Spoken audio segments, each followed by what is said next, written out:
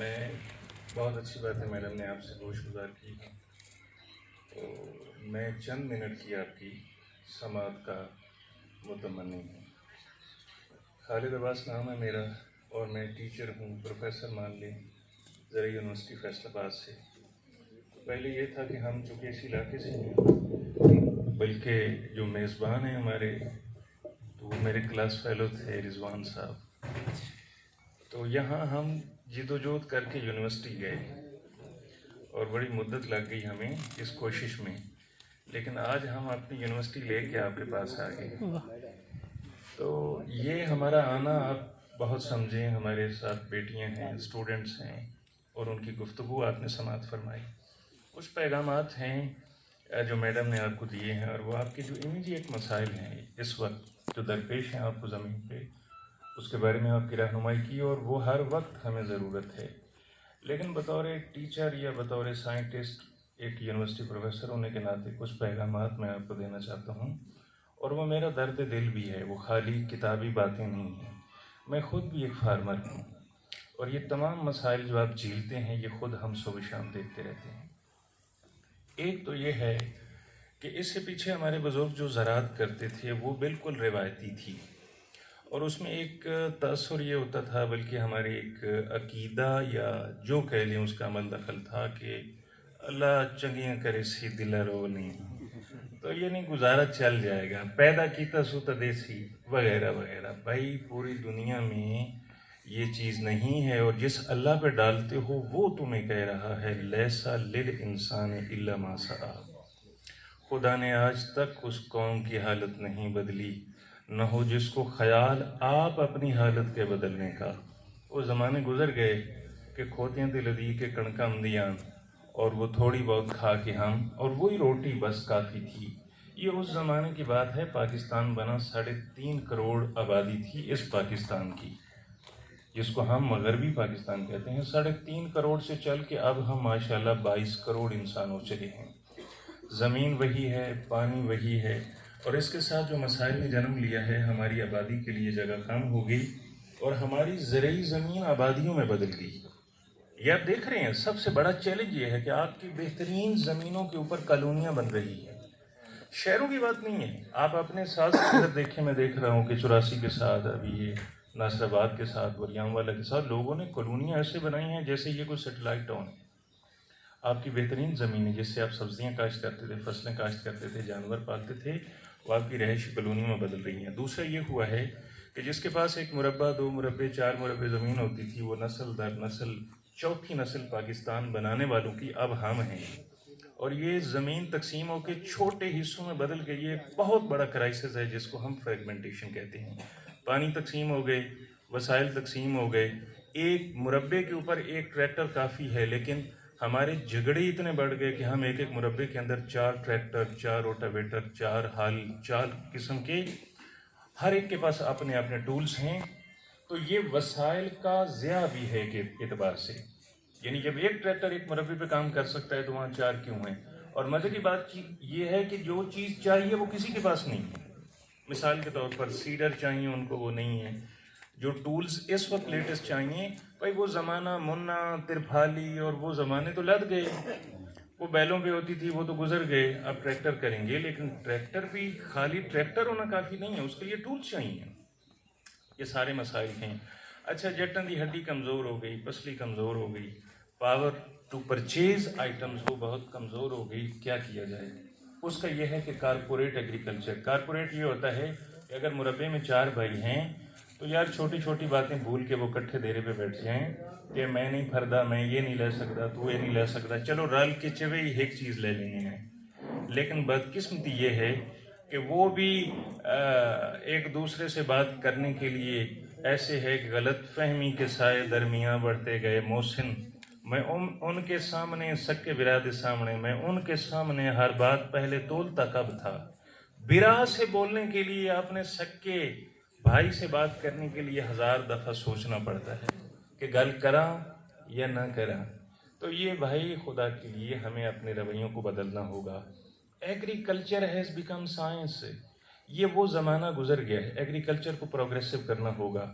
پر من ایک کھلوار پر ایکڑ ایک کھلوار، پر ایکڑ 2 کھلوار، نہیں ایسے گزارا نہیں ہونے والا ہے. کیونکہ زراعت خالی ہماری پیٹی بھرنے کے لیے نہیں ہے، کلوٹی بھرنے کے لیے نہیں ہے کہ چلو سال دے دانے ہو گئے تو گزارا چل جائے گا. نہیں، ہماری اکنامک سارے گھر کے اخراجات اسی سے، ہمارے دکھ سکھ اسی سے، ہمارا اچھا اٹھنا بیٹھنا اسی سے، بچے کی تعلیم اسی سے، اور جتنے سوشل آپ کے ایکسپینسز ہیں وہ ساری اسی زراعت کے اوپر ہیں. تو زراعت کو اب میرے سامنے جو میڈم نے گزارشات آپ کے سامنے رکھی ہیں، میری نظر میں 2 طرح سے ہو سکتی ہے. ایک ہے پیسو زراعت. پیسو زراعت یہ ہے پانی آ گیا تو لا دے سائیں، جی گھر چ پئی ہے وہ لا دیو، وطن آئی 10 سال پہلے چنگی آئی وہ لا دیو، بھی کیڑا کھلا ہے کلوٹی دے وچ. نہیں. ایک طریقہ یہ ہے پیسو. اور اگر آپ پیسو ہے تو آپ نے اپنے لیے تنزلی کا انتخاب کر لیا ہے، پیچھے رہنے کا انتخاب کر لیا ہے. If you are not active.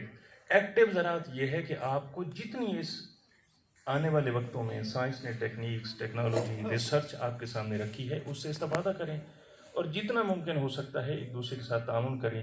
ایک پروگریسو فارمر ہے وہ دوسروں کی کمر ہمت بندھائے، ان کے ساتھ بات کرے، ان کو پاس بٹھائے، ان کو ایجوکیٹ کرے. اور یہ مجھے بہت اچھا لگ رہا ہے کہ آج ہم فارمر سے بات کر رہے ہیں، وہ فارمر جو ہم خود فارمر ہیں، آپ ہمارے ہیں، ہم آپ کے ہیں. یونیورسٹیاں وہاں تعلیم دے رہی ہیں، کیا دے رہی ہیں، آپ کو کیا فائدہ ہے؟ بلکہ آپ کے دل میں غصہ ہوتا ہے کہ یہ کر دے کی ہے. محکمہ زراعت کے خلاف ہم نے دیکھا ہے کہ لوگ ایسے ہی، یعنی ان کے پاس غصہ ہے، ان کے پاس مسائل ہیں، شکایات ہیں، لیکن ان کو سننے والا کوئی نہیں ہے. تو میرے خیال سے آپ کو بھی اب گھروں میں بیٹھ کے، دیروں پہ بیٹھ کے اپنے مسائل ڈسکس کرنے کی بجائے نکلنا ہوگا. نکل کر خانقاہوں سے ادا کر رسم شبیری. گھر بیٹھنے سے مسائل حل ہونے والے نہیں ہیں. اپنی ہمت ذرا تیز کریں.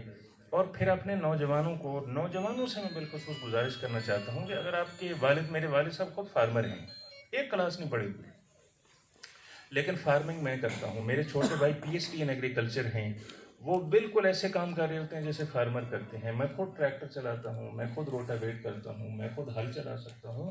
یہ میرا پیشن ہے، میرا شوق ہے. جانور اچھے رکھیں. یہ چلیں سائڈ دبے کچھ باتیں ہیں.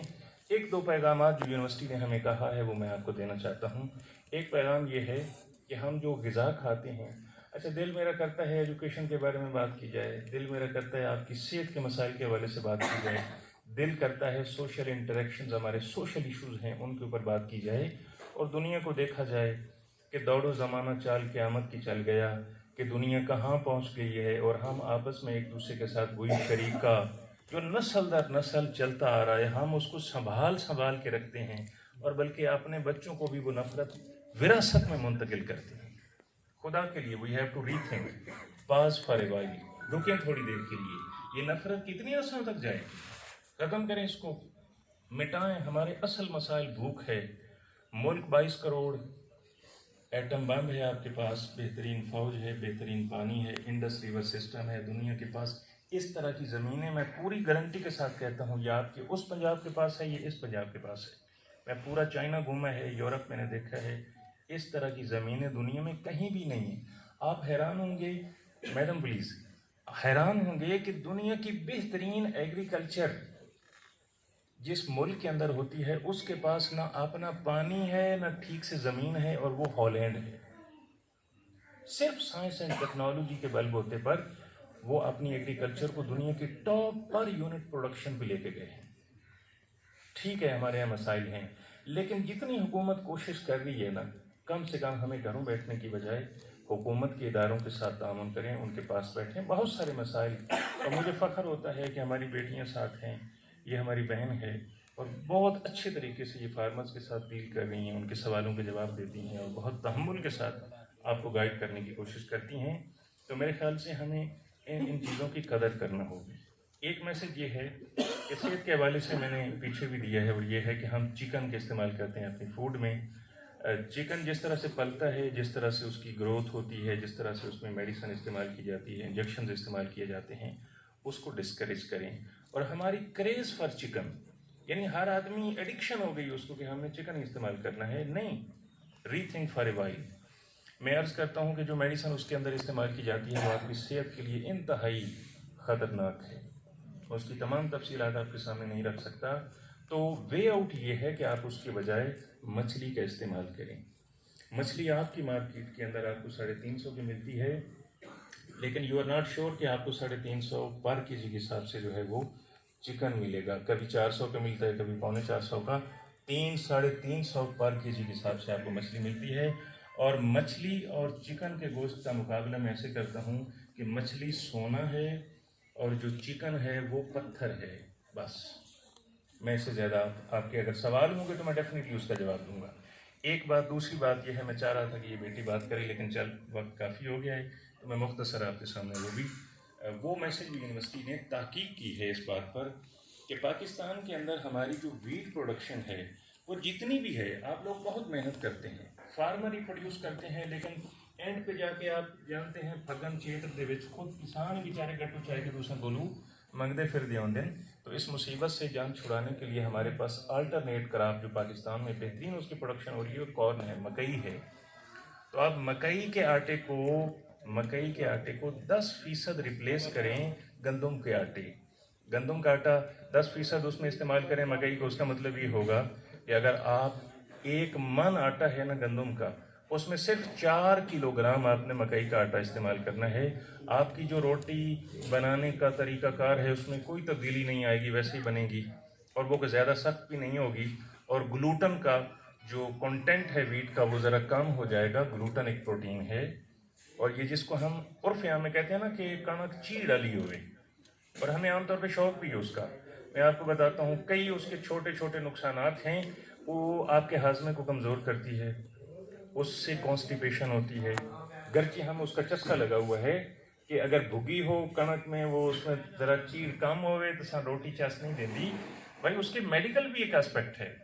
اس کے مقابلے میں کارن اگر آپ استعمال کرتے ہیں تو آپ کو شوگر کنٹرول کرنے میں آپ کی مدد دے گی.